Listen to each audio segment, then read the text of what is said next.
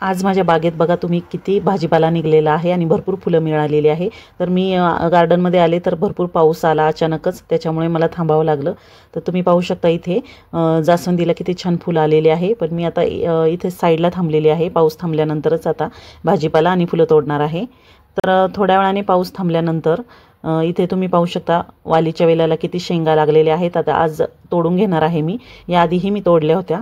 तर अशा भरपूर शेंगा भाजीपाला येण्यासाठी, फुलं येण्यासाठी मागच्या वेळेस मी दाखवलं होतं व्हिडिओमध्ये की मी कोणतं खत वापरते। तर बऱ्याच वेळा काय होतं, मी जे शेणखत आणले ते मी गावावरून आणलं होतं, पण सगळ्यांनाच शहरात राहणाऱ्या लेडीजला असं शेणखत मिळत नाही वाळलेलं किंवा कसलं। तर मग काय करायचं, आपण जे होळीच्या वेळेस ज्या गवऱ्या आणतो विकत, वाळलेल्या गवऱ्या असतात शेणाच्या, त्या तुम्ही वापरू शकता। त्याचे तुकडे करायचे आणि बादलीत भरपूर पाणी घ्यायचं, त्यात बादलीमध्ये ते तुकडे टाकायचे आणि 15 दिवस किंवा महिनाभर ते भिजत ठेवायचे झाकण ठेवून। पूर्ण झाकायचं नाही, थोडीशी त्यामध्ये हवा जाण्यासाठी जागा ठेवायची आणि सावलीमध्ये खत बनायला ठेवायचं, लिक्विड खत। तर मग तसं केल्यानंतर आहे ना 15 दिवसांनी किंवा महिन्यानी आहे ना ते खत तयार होतं आणि ते तुम्ही साध्या पाण्यामध्ये ते पाणी मिक्स करून मग तुम्ही झाडांना देऊ शकता। म्हणजे एक 5 ते 10 पट जास्त पाणी त्याच्यामध्ये मिक्स करायचं आणि मग ते झाडांना द्यायचं, म्हणजे छान झाडं बहरतात आणि छान भाजीपाला येतो। तर आता मी या वालीच्या शेंगा तोडून घेत आहे। तर याआधीही मी बऱ्याच तोडलेल्या आहे, मागच्या वेळेस तर परातभर निघालेले आहे। तुम्ही माझे ते व्हिडिओ नसतील पाहिले तर नक्की पहा, आणि बरेच व्हिडिओ माझे व्हायरल झालेत गार्डनचे, तर ते सुद्धा तुम्ही नक्की पहा। डिस्क्रिप्शन बॉक्समध्ये मी लिंक देते सगळ्यांची, नक्की जाऊन पहा। तर आता वालीच्या शेंगा ज्या मोठ्या मोठ्या झाल्या त्या तोडून घेणार आहे आणि अजून बऱ्याच वेळा आपल्याला याच्या शेंगा मिळणार आहे, कारण इतकं झाडगच्च भरलेलं आहे अजून फुलांनी आणि सारखी नवीन अजून फुलं येत राहता येते आणि याला शेंगा येत राहता येते। तर खाली पण इथं शेंगा लागलेल्या आहेत, पूर्ण वेलालाच खालून वरपर्यंत शेंगा लागलेल्या आहेत। तर याला कुठलंही औषध नाही, काही नाही, एकदम ऑर्गॅनिक आहे, अजिबात कीडसुद्धा लागत नाही। तर तुम्ही पाहू शकता पूर्ण गच्च भरले झाड शेंगांनी। तर आता या वालीच्या शेंगा म्हणजे घेवड्याच्या शेंगा मी जेवढ्या निघत आहेत त्या सर्व तोडून घेत आहे आणि 3 ते 4 वेल आहेत माझ्याकडे या वालीच्या शेंगांचे। तर काही ट्रेमध्ये लावलेत मी, काही बकेटमध्ये लावलेले आहेत। तर सर्वालाच भरपूर शेंगा आलेल्या आहेत, तुम्ही पाहू शकता किती शेंगा निघालेल्या आहेत। या वेलाला एवढ्या शेंगा निघाल्यात आणि आता अजून एक नवीन वेल आलेला आहे उगून, बी पडली होती त्याची वालीच्या शेंगाची, तर नवीन वेल तयार झाले। हे पहा इथं नवीन वेल आलेला आहे, आता तो वर जायला लागलेला आहे। पुढच्या व्हिडिओमध्ये तुम्हाला पाहायला मिळेल की त्याला किती शेंगा लागल्यात। तर आता इथे या सुद्धा चौकोनी ब्ल्यू कलरचा आहे ना ट्रे आहे, त्याच्यामध्ये पण वेल आहे, तर त्यालाही भरपूर शेंगा आहेत, त्या सर्व काढून घ्यायच्यात। सारखा पाऊस पडतोय त्यामुळे काही शेंगा अशा पिवळ्या पडलेल्या आहेत, जास्त पाणी होतंय कुंड्यांमध्ये झाडांना।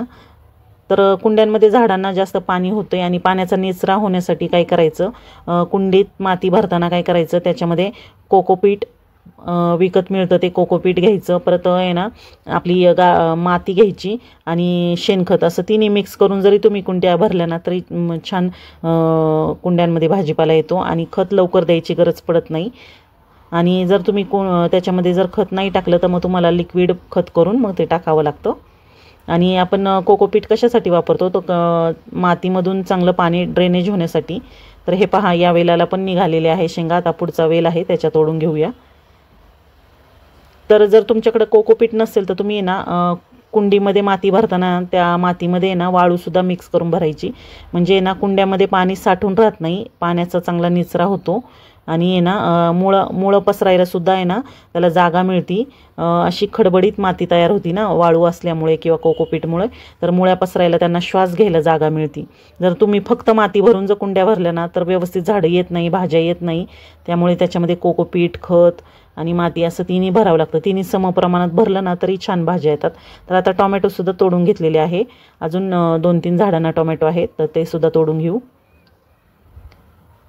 तर एवढं जरी केलं ना तरी बाकी वेगळं काही झाडांसाठी औषधं फवारायची गरज पडत नाही, छान भाज्या येतात आणि अजिबात त्याला कुठलीही कीड नाही, काही नाही। तरी छान असे आता हे 5 टोमॅटो तोडलेत आणि अजून इकडे सुद्धा आहे टोमॅटो, तर इथलं सुद्धा एक पिकलंय ते तोडते, बाकीचे कच्चे आहेत। आणि त्याच बकेटमध्ये भेंडीची सुद्धा 2 झाडं आहेत। तर आपल्याला असे 6 टोमॅटो मिळालेले आहेत। आता मिरच्या तोडूया। जर तुम्हाला शेणखत पण नसन वापरायचं, गवऱ्या पण नसन वापरायच्या, तर तुम्ही काय करायचं, कांदा आपण चिरल्यानंतर त्याचं टरफलं असतं ना, पातळवालं जे टरफलं, ते काय करायचं, ते भरपूर साचवायचं आणि ते एखाद्या बकेटमध्ये ना भिजत घालायचं भरपूर पाणी टाकून. आणि मग 8-15 दिवसांनी त्याचं काय करायचं, ते पाणी आहे ना त्याच्यात 10 पट पाणी मिक्स करायचं त्या पाण्यामध्ये आणि मग ते झाडांना द्यायचं. किंवा केळीचे जे साल असते, केळ खाल्ल्यानंतर जी साल असते आपली, ती साल आहे ना फेकून न देता ना ती पाण्यामध्ये भिजत घालायची आणि त्याचंसुद्धा करायचं. किंवा केळीचं साल वाळवून आहे ना त्याचा मिक्सरवर आहे ना चुरा करून ते सुद्धा तुम्ही कुंड्यांमध्ये टाकू शकता.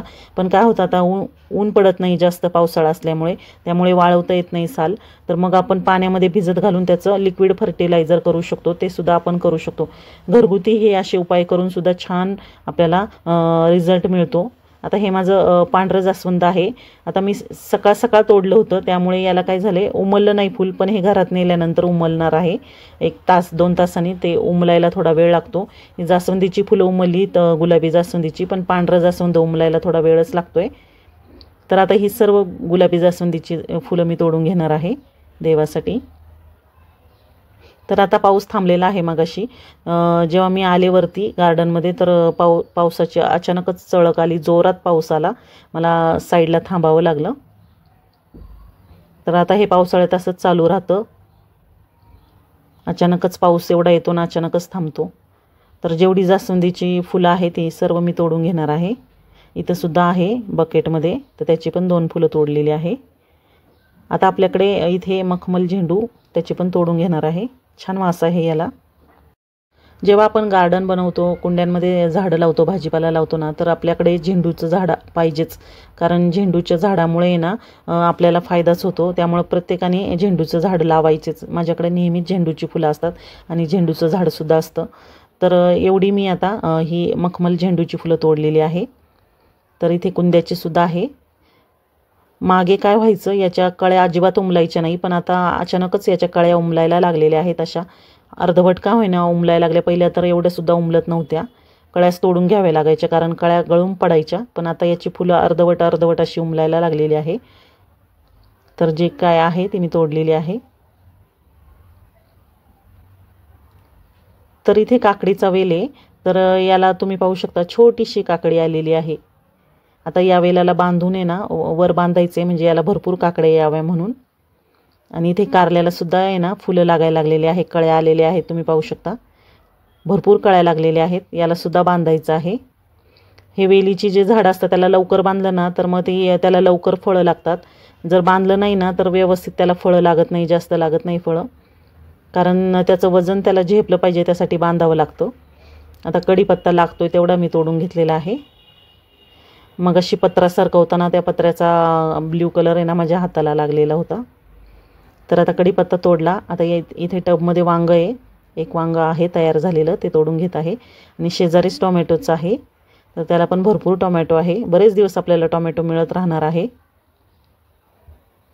तर वांगंसुद्धा तोडून घेतले. आज एकच वांगं मिळालेलं आहे. भरपूर फुलं आणि जवळजवळ अर्धा किलो वालीच्या शेंगा, म्हणजे घेवड्याच्या शेंगा, मिरच्या, टोमॅटो पण अर्धा किलो असतील, आणि एक वांगं, कढीपत्ता आणि वेगवेगळ्या कलरची फुलं. तर भरपूर आज आपल्याला मिळालेलं आहे भाजीपाला आणि फुलं. तर तुम्हाला आहे का असा झाडाचा छंद? तर आजचा व्हिडिओ तुम्हाला कसा वाटला? व्हिडिओ आवडल्यास लाईक, शेअर, सबस्क्राईब करा. भेटू पुन्हा. Bye bye.